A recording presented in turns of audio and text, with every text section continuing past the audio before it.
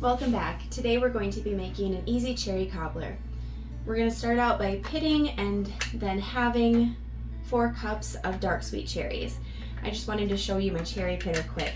This is the fastest and easiest way I've found to pit a whole bunch of cherries at once for baked items or for freezing. So this will do 6 cherries at a time. Just press and they come out ready to go.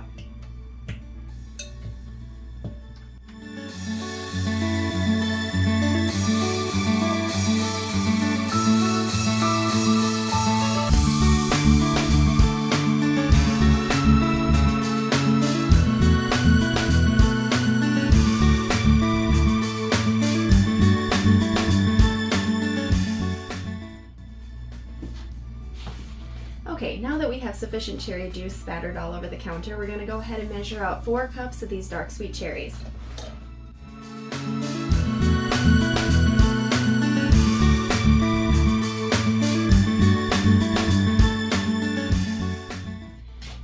Okay, now we've got our 4 cups of dark sweet cherries. We've cut them in half and we're going to move on to the crust. We're going to start by melting 6 tablespoons of butter in a cast iron skillet in our preheating oven.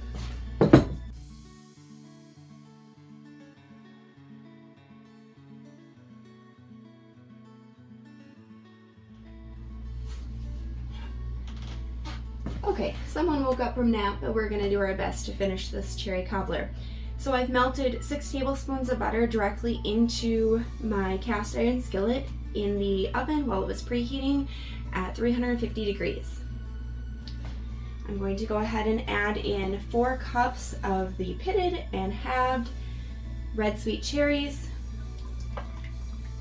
directly on top of the butter. Okay, so we've set the cherries and the butter aside, and into our mixing bowl we're going to add 1 cup of white all-purpose flour, 3/4 cup of sugar.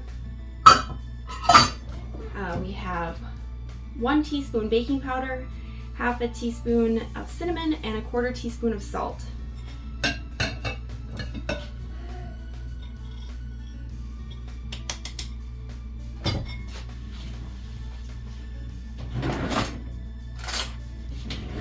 We're going to mix that up, mix our dry ingredients.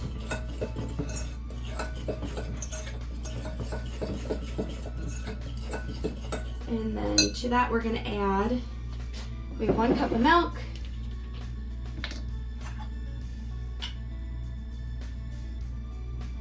just a teaspoon of vanilla, place it here. We're going to add the milk and the vanilla into our dry ingredients. You would like to help mix? Okay. And she would like to help mix.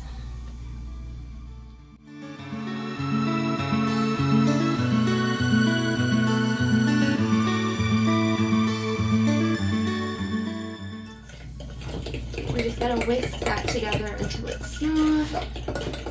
Okay, then to our skillet with the cherries in it, we're just going to pour the batter evenly over the top.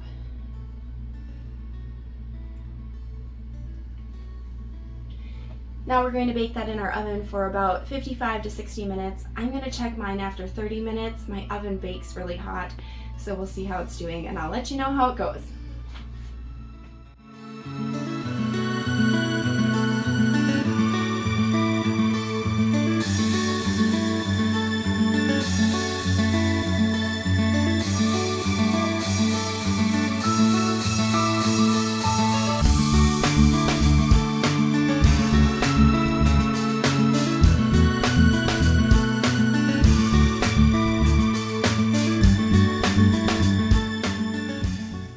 Thanks for joining me today.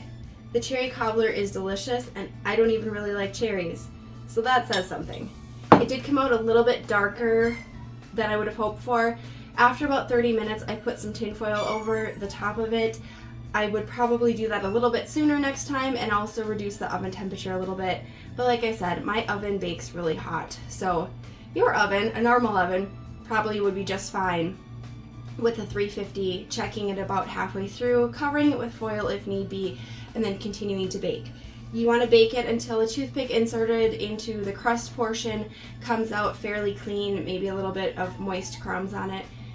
We topped our cherry cobbler with some unsweetened whipped cream, just put a little vanilla in it. The kids love mixing it up any occasion they get the opportunity to.